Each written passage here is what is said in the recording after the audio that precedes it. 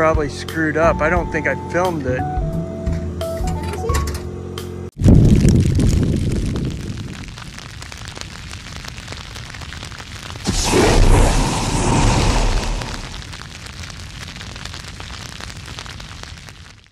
Hey guys, welcome back to my channel. So for today's video, we're going to fish. Fish bowl. What you call that? Bow fishing. Bow fishing.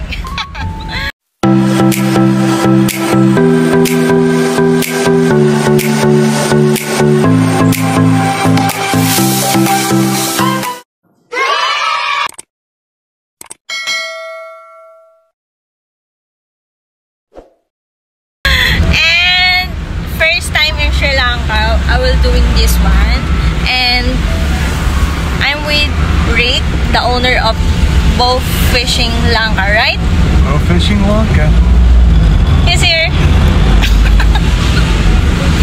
He's the owner, so he invited me for activity for that. Almost tourists doing that. So, see you later guys. Pakita ko sa inyo yung venue. By the way, siya lang yung may ganito dito sa Sri Lanka. So, first time na may naglakas loob na mag-business ng ganito. So far naman daw yung business niya is okay. So makapag-collaboration tayo. And nalaman niya kasi na ganda-gandahan tayo. Ganda-gandahan, vlogger kineme. So ganun. Ay gusto niya rin daw mag-vlog kineme para makilala yung business niya. So see you later.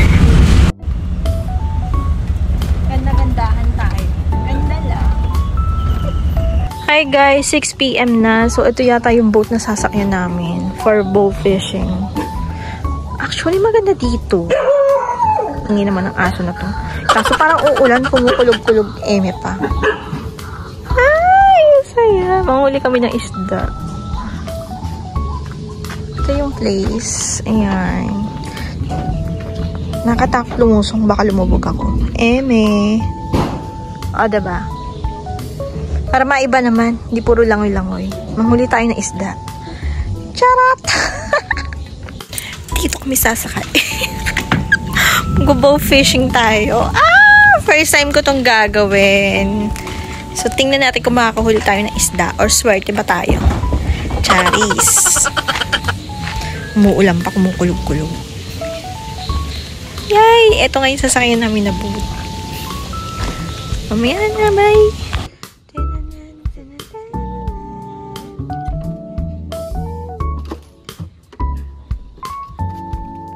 Special collaboration.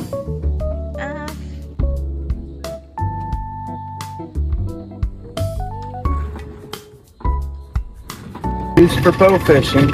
This is a Tim Wells blowgun, and it's real simple. You throw the bail so it free schools. You put it to your lips and you blow. Look at this way. And away it goes. Parang hira. No, I don't like blowing. Oh, I think you like blow.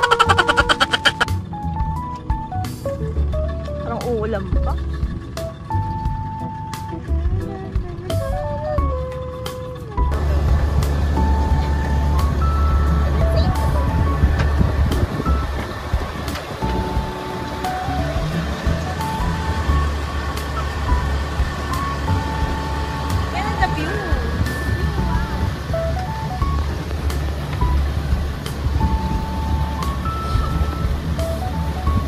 Here, let me just move up a seat for you.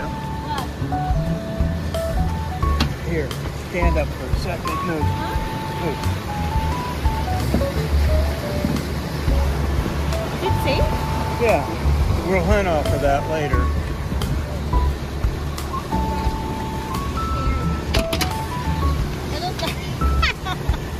I don't like this stuff. Okay. Look back. So where we go? We're going out here and we're gonna look for fish. And we're gonna catch fish. That's what we do.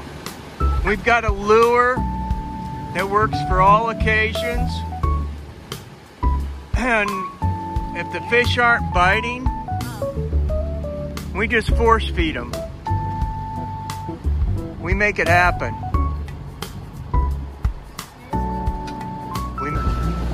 Shut up. I'm going to teach you how to do what you need to do.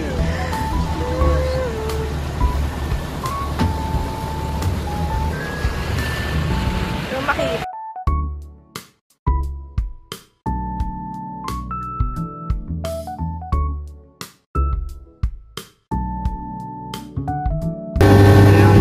This is the bow. Yes. It's called a Vader bow. This guy is one of our sponsors.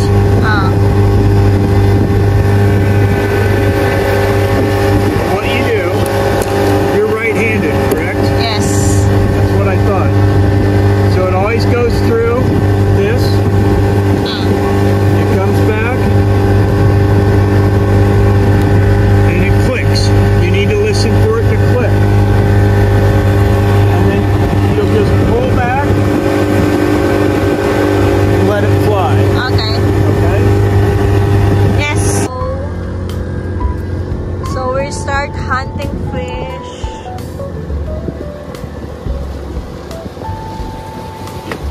Where is it? Natakot naman tumayo. Ah, daming gamo-gamo.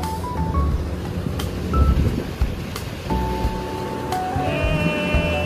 Medyo madilim talaga for hunting fish. Adventure talaga to, guys. Pero ang daming gamo-gamo, nakakatakot naman. Nakachug pa ako, lakas ng loob ko. Pero hindi, nagbaon ako ng long sleeve. Kasi baka nga ako malamok eme.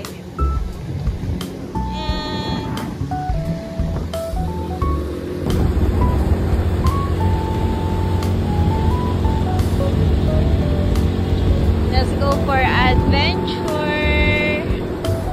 Let's hunting fish.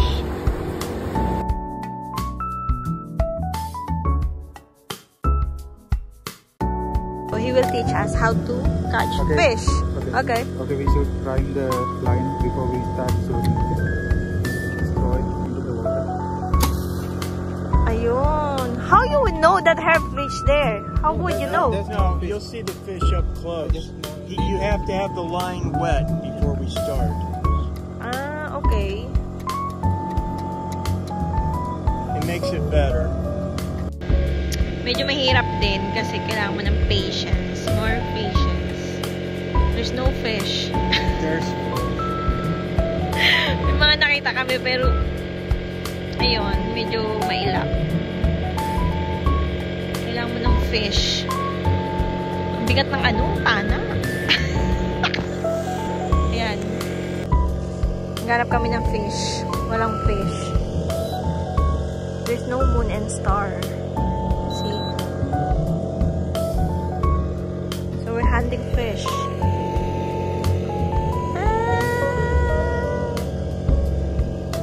Wala pa naman akong patience.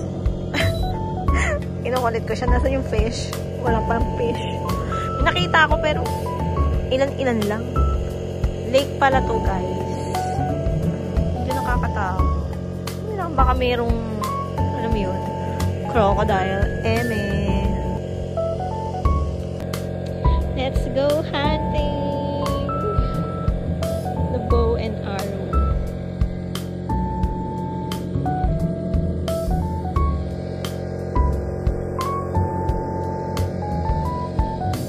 We're hunting crocodiles here. Sana nga may crocodile. Diyos ko po. Kalain mong ganito, pinatulan ko. Charis. Pero okay na din kasi experience, you know. This bow and arrow. O, diba? Hunting eme. Africa yard. So, 6 to 10. 6 p.m. to 10 p.m. Magaganto-ganto kayo. Diba?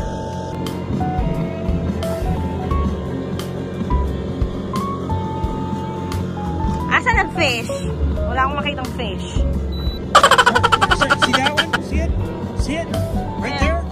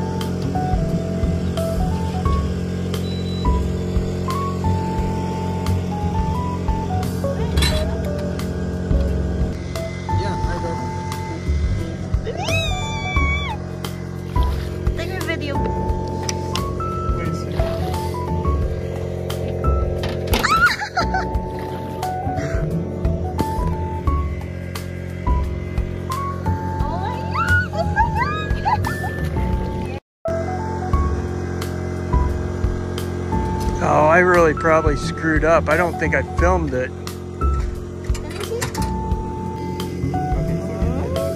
Go back and see if I filmed any of it. No, it's okay.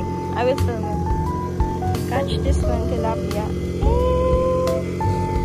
It's okay. Well, it was fun. I think we're done.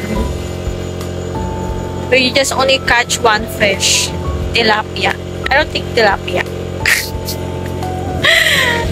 This is fun. This is fun. This is so much fun. Perfect for dating ideas. So, good for 2 people. So, or even barcadas up to 6 people. It's good. But, too small the boat for 6 people. I think just only 4 maximum. It's good. Because the boat was not too big. But it's great. So, try nyo guys. Maganda dito. Try it to believe it.